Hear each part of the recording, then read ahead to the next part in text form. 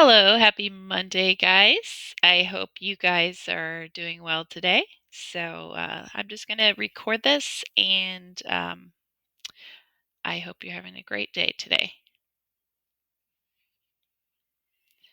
Let me move this over.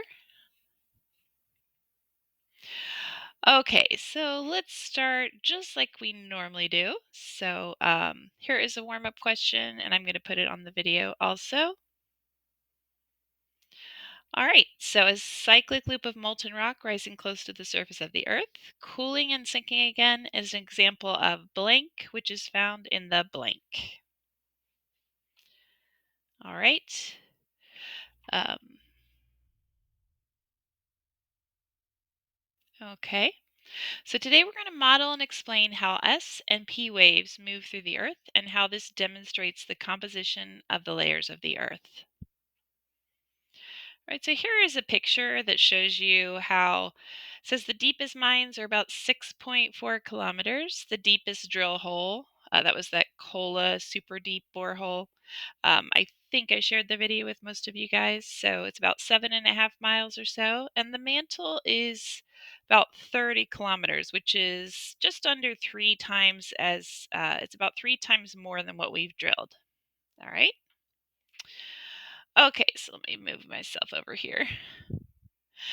Okay, so here let's review the layers, all right? The layers are divided by composition into the core. So remember the inner core is solid, the outer core is liquid, all right? It's kept in a crystalline structure in the inner core because there's so much pressure there. All right, so we got the inner and outer core, and then we got the mantle, and then we have the crust. The crust is a very thin layer. It's got solid silicate materials. So they're divided by mechanical properties into the lithosphere and asthenosphere, and we talked about that on Friday. So if you don't remember that, go back on Friday the 2nd. So if you remember, the lithosphere was like the graham cracker on top, and the asthenosphere was kind of like whoops, is kind of like the marshmallow on a s'more. All right, so the lithosphere is brittle. Asthenosphere is what we see experiencing convection currents. And if you remember, the oceanic crust is thinner than the continental crust. All right, let's go to the next slide. Okay. Um, all right, I might have to move my picture over here again. So we're going to look at the Earth from the perspective of its materials and by its mechanical properties. So it's made up of certain materials. Like if you remember, the inner core is solid iron and nickel, and the outer core was a lot of silica materials. So it has certain materials, but it also has mechanical properties that determine how it responds to stress. So one type of stress would be seismic waves. So the lithosphere is solid and strong. The asthenosphere, if you remember, asthenos means weak, all right? And mesosphere, it's pretty solid. We got the outer core and we've got the inner core, all right? The outer core is molten, the inner core is solid. All right, so if we look, these are how they respond to stress. And the composition, if you look, the crust is granite and basalt. The mantle is peridotite, and the core is iron um, and nickel. It says it's sulfur rich also. Okay. All right, so earthquakes occur because of a sudden release of stored energy. So you can see there's a lot of energy here. This earthquake, like basically, how would you like to be driving on this road when this happened? The earth, the energy is built up over long periods of time as a result of tectonic forces within the earth. So most earthquakes take place along faults in the upper 25 miles of the Earth's surface when one side rapidly moves relative to the other. Okay, so that's going to be happening up in the lithosphere. Um, all right, whoops, went one too far here. So an earthquake, let me see, let me move me off of the screen here. Produces several types of seismic waves, each causing extensive degrees of damage. All right, so we've got the P waves. If you had ever had a slinky and you kind of like made it move straight across, that would be like a P wave. So the initial jolt comes from the primary or P wave. It travels in a fast longitudinal fashion. It compresses and dilates the rock. So it's felt as a bang or thump. These slower, stronger secondary shear waves arrive after the P wave. So this one shakes the ground crosswise and vertically. All right, so it's going to look like this. This is something I'm going to show you a video on a slinky. It's hard to explain. So S waves cannot travel through the outer core because they cannot exist in air, water, or molten materials. All right. So the S waves are not going to be going through the outer core. That is how scientists know the outer core is made of liquid. All right, so surface waves is another type of wave. This is a Rayleigh wave here. So these are the ones that can cause the most damage. So Rayleigh and love waves, and we're going to go over those some more. So here is the example on a slinky. I'm going to go ahead and play it. This is a P wave. Notice how it goes across. Right? It arrives fast. Okay, you can see the P wave right there. Whoops. Sorry, having some technical difficulties here.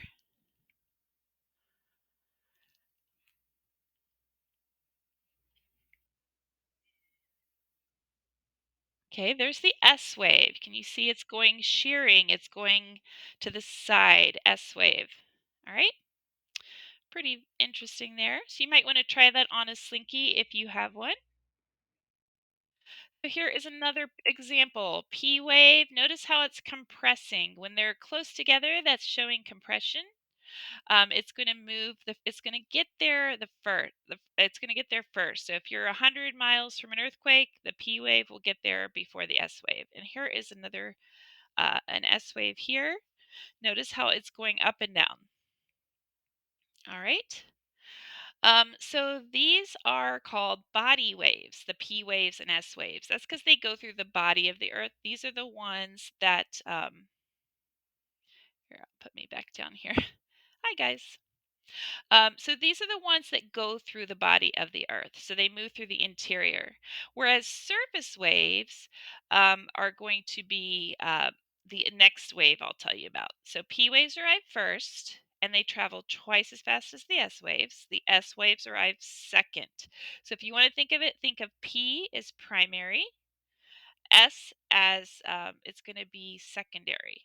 All right. If you want to think of which one comes first, which one comes second. All right, so here are the surface waves. These are what are really damaging. We've got the love waves and the Rayleigh waves. All right, so they cause most of the damage. So the P and the S waves are the ones we use to determine what the Earth is made of because they are going through the body of the Earth, through the Earth's interior. So here is an example of, we've got an example on a of an earthquake reading. So here we have some background noise, but what happens is if we're a certain distance from the earthquake, the P waves are arriving first, then the S waves arrive. So this is called a SP time interval, and the distance, the length of this time is going to determine how far away the earthquake is. All right, we're going to be doing a lab on this when we talk about earthquakes. So surface waves arrive last. So this would be the love and the Rayleigh waves down here. Okay. So I just wanted to show you this just so you have some idea of what we're looking at. So P waves first, then S waves, and then you got the love and Rayleigh. And notice the amplitude, the how big these are. This is showing you all that damage. Okay, so here is an example here. You've got the earthquake epicenter. We're going to be doing a lab where we determine the epicenter based on those readings. All right, it's pretty fascinating. So you can determine it because you make a circle, and we'll be doing that. All right. Okay, so here again we've got it's showing you all the materials, response to stress, and the composition. Okay, so once again, the P waves, they're going to arrive, they're the fastest as they encounter the liquid outer core. All right, so here we've got the P wave. Notice how it's getting faster. This is the velocity here. As it goes deeper into the earth through the mantle, it's getting faster. That's because it's getting denser as it goes through the mantle.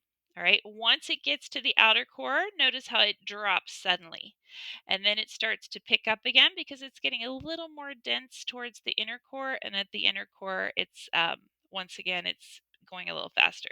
The S waves, however, they speed up, but then when they hit the outer core, they drop to zero because the S waves cannot go through the outer core. All right, so just remember that S waves cannot go through this liquid outer core. That's just how S waves are. All right, so what happens is um, all right, so density of matter is how tightly packed something is. So the amount of mass in a given space. So if you have a gas, notice how all the little particles are far apart. Liquid, they're closer together. And in a solid, they're really close together. So the more dense something is, the faster it will travel through. So let me think of it. Let me show you another example. So might imagine if these little particles bump into each other, it's going to take longer for this guy to bump and have something happen to this guy. All right. Whereas if this guy just moves a tiny bit, it's going to go through this really quickly. And let me show you another example. So if we have a crowd, notice how all these people are far apart. One of them bumps into the next one. It's going to take a longer time to continue to bump into each person. Whereas if you have a crowd like this and one person in the back pushes on somebody, it'll travel through that crowd a lot faster. That's the same thing that earthquake waves do. All right, so P waves and S waves, the denser a material is, the faster the wave travels. All right, so there we have again, it shows there. And remember, S waves cannot travel through liquid. All right, I'm good to show I will show you guys this one on your other ed puzzle. All right, so here are the seismic shadow zones. So an S wave, if you have an earthquake up here, it's not going to appear anywhere down on this side of the earth.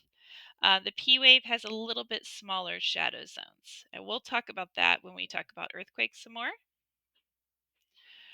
We also have something called refraction as they travel through the Earth due to the change in density. So the P waves are going to slow down at the mantle core boundary. So that's what happens right here. So that's how we know the outer core is less rigid than the mantle. All right, so this outer core, notice how it dropped. So we know it's less rigid than the mantle was. So here is another picture that shows this. All right, so we've got the P waves, where the mantle and the core, the outer core, where at that boundary it drops and then it starts to speed up, and then it speeds up some more at the inner core because we've got a solid material there. Notice how this is showing you the lithosphere is out here, the asthenosphere, and then we've got the mantle here too. All right, so what materials do S waves travel through? All right, solid liquids and gases, solids and liquids, solids only, or liquids only. All right, so I hope you guys all have a wonderful Monday. Make sure you do the other assignment for today, and I will see you again tomorrow. All right, bye guys.